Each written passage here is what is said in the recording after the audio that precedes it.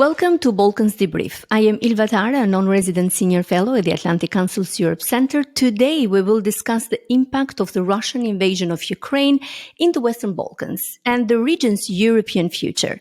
Brussels looks like finally is closely monitoring the region and recognizing the pivotal role of the EU memberships for the 6 Western Balkan countries. Joining us to explore the challenges that the region is facing is Borut Pahor, former Prime Minister and former President of Slovenia. Welcome, President Pahor. Thank you for having me. I hope with your extensive experience and insights, you will shed light on the geopolitical priorities and potential solutions for the region, starting from the Kosovo Serbia dialogue, the role of Serbia in regional stability, the influence of Russia and China in the region, and the prospects of reconciliation and trust building in the region. I'll start with the first question. There is now a new European security order that is currently being designed, and the Western Balkans indeed find themselves in a crucial position. How do you assess the region's role in this new order, particularly in the light of Russian invasion of Ukraine? Yes, you're right, it is. I think we will face, in a period after the war in Ukraine, some sort of new divided Europe. And the main question of this moment is where Western Balkan will be after that. I think it depends largely on the decision of Serbia.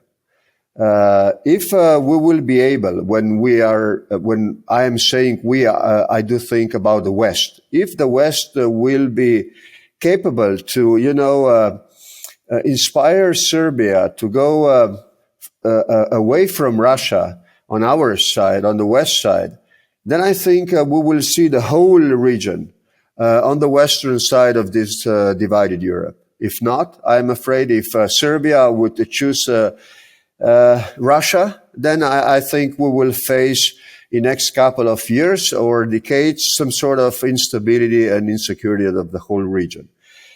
It is not just up to Serbia to decide, it's also up to European Union to decide. I hope so very much that Brussels will intensify the process of enlargement. This is now a geopolitical issue. It's not just, the issue of technical measures to enlarge the European Union. So I hope so very much that, number one, EU will will push a little bit harder and faster as far as enlargement process is concerned. And number two, that Serbia will be with other countries in the Western Balkans in our side, not on the Russian side. Yes, but in your opinion, what steps should the Western democracies take to ensure that Serbia remains firmly within the democratic bloc of Europe? As you said, that is going to be, you predict that it's going to be divided. What should the West do to avoid that? Well, knowing very well the leadership of Serbia and the people there, I think it is a major decision for them to make, it is a major challenge to make this decision on which side to be in the future, because emotions are almost completely on other side. Rational reasons are mostly on our side. And we all know that emotions are very important in Western Balkans and in Serbia specifically.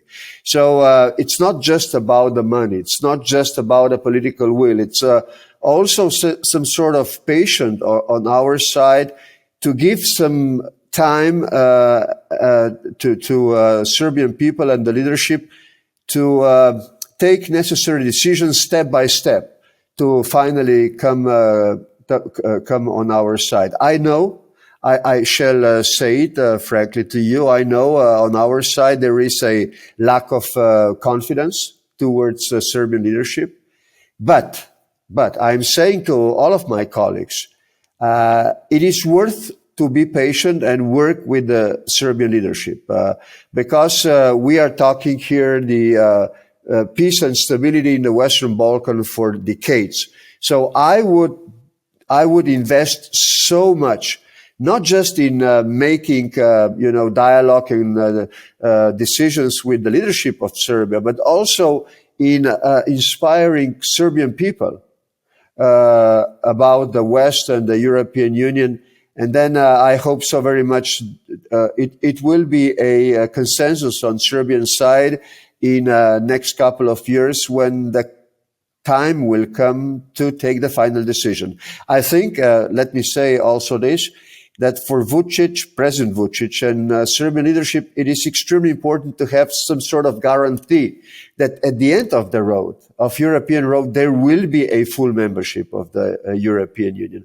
Because what they don't want to see would be the scenario when Serbia would go the European way, leaving back Moscow, but at the end of the day, there will be no membership. So this is extremely important. Number one, and this is the most important, there should be some sort of confidence on both sides. President Pahor, before we continue talking about the region, I want to follow up on what you said, that you predict, you envision that the Europe will be divided soon.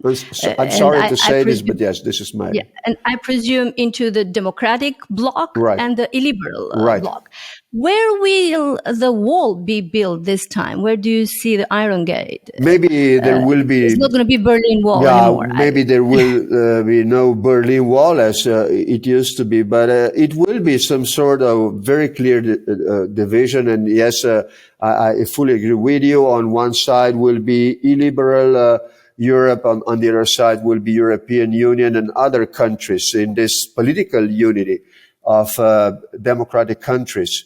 This will be division number one. Division number two would be countries around European Union and the countries around Russia in Russian sphere of interest.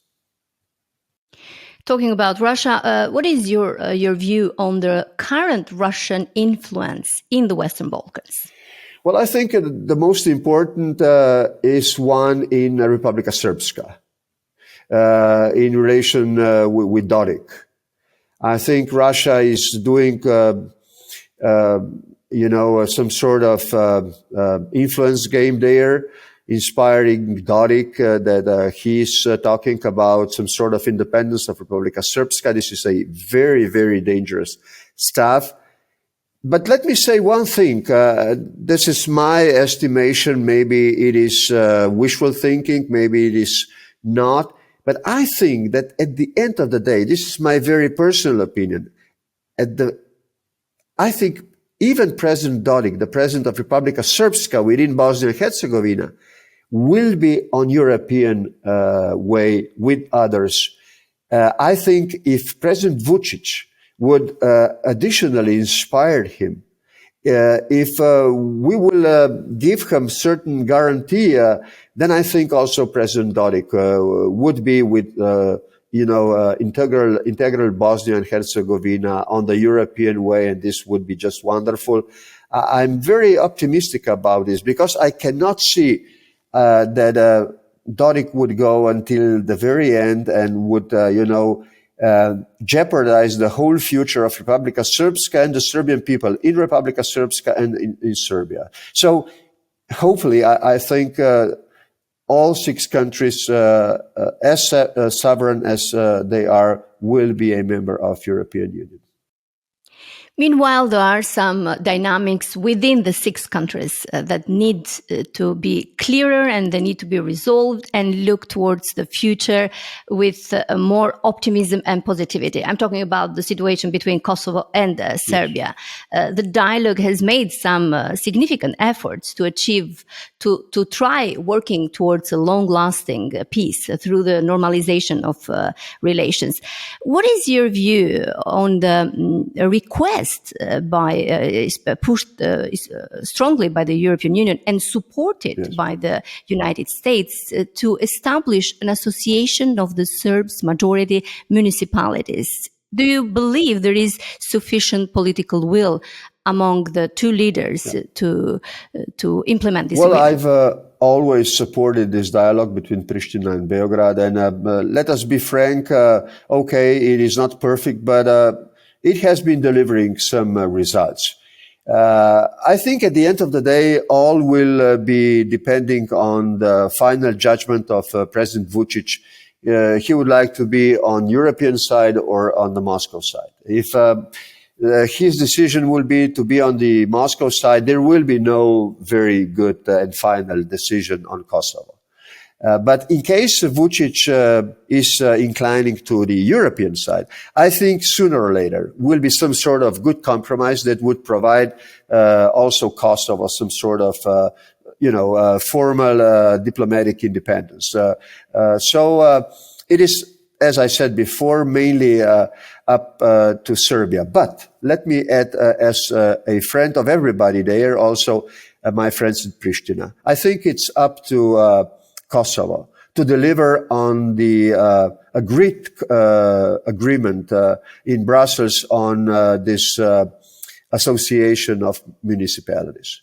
I think that the work has been done. It was signed. I think it's up to Kosovo now to deliver on this, and some sort of association should be there, because in this case, the confidence between Serbia and Kosovo would be better than it is at this very moment.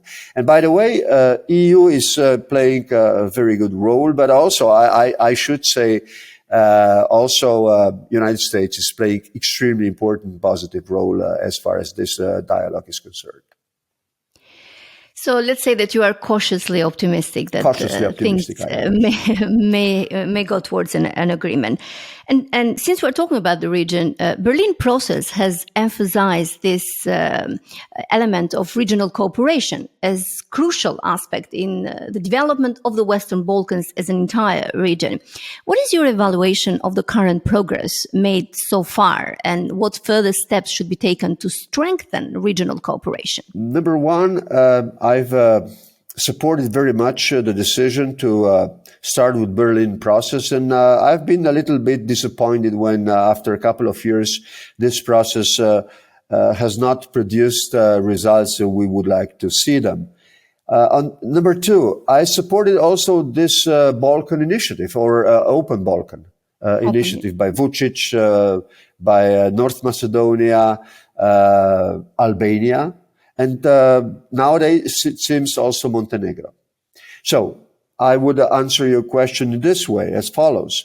Or under umbrella of Berlin process, or under umbrella of the initiative of Open Balkan, or under umbrella of both.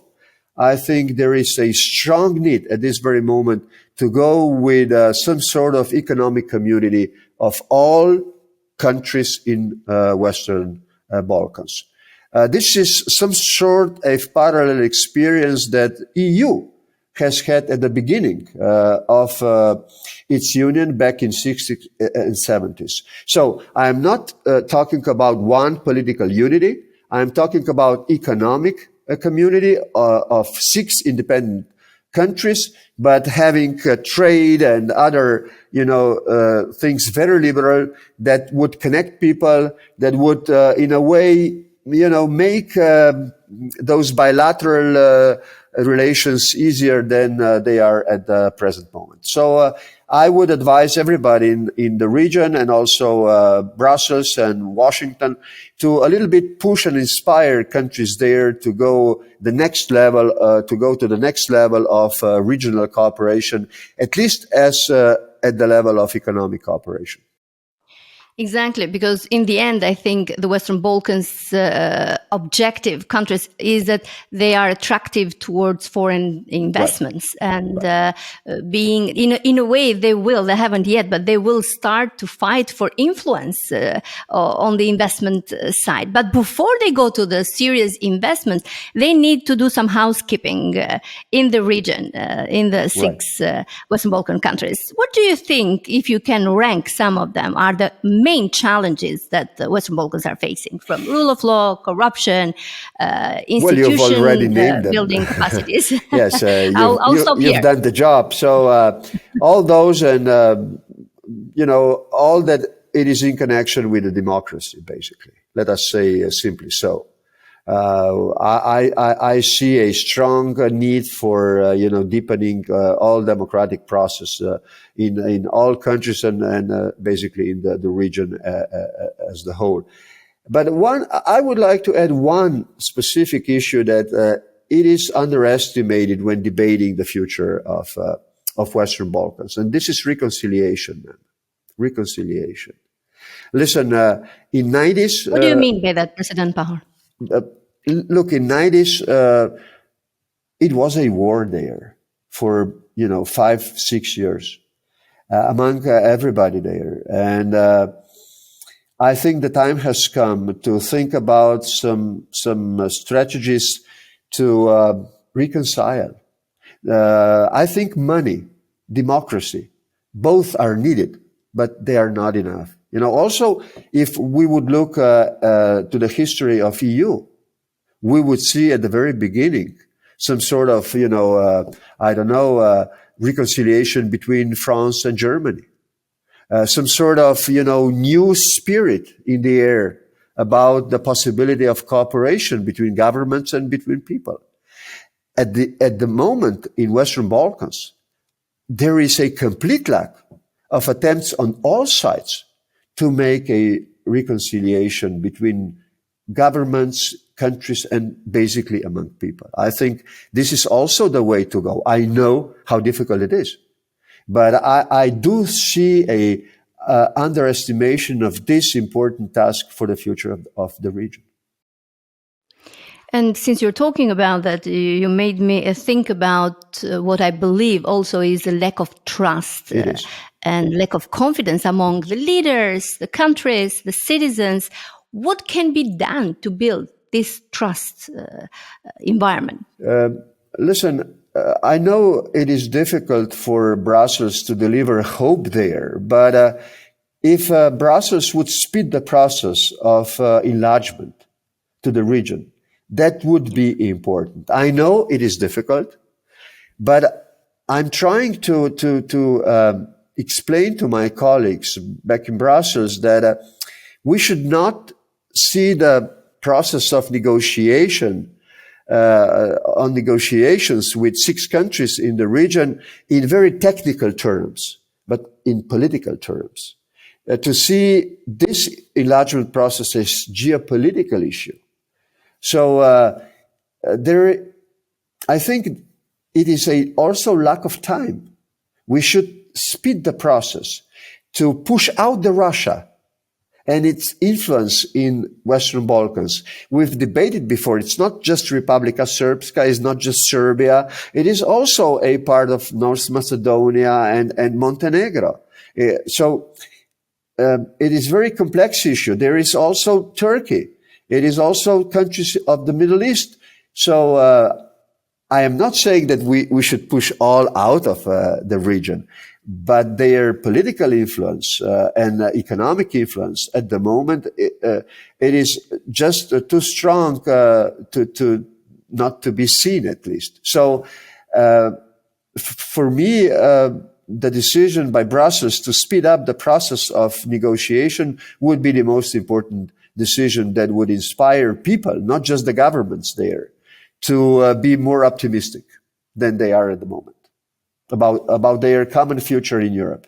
President Pahor, Kosovo has expressed its desire to join NATO.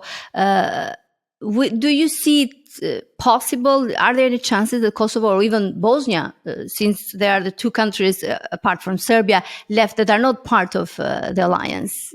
What's your view? Thank you so much for this question. It is much more important than we would think because NATO in the last couple of years has delivered so much for the peace and security in the region. I think would be very wise. I know how difficult it is and sensible it is to do, but I would do as much as possible to inspire also other countries, Bosnia and Kosovo, if possible, to make moves towards NATO also. If we would be able to convince Bosnian leadership to go with the NATO, that would mean basically that Bosnia with Republika Srpska is on the safe side of this divided Europe.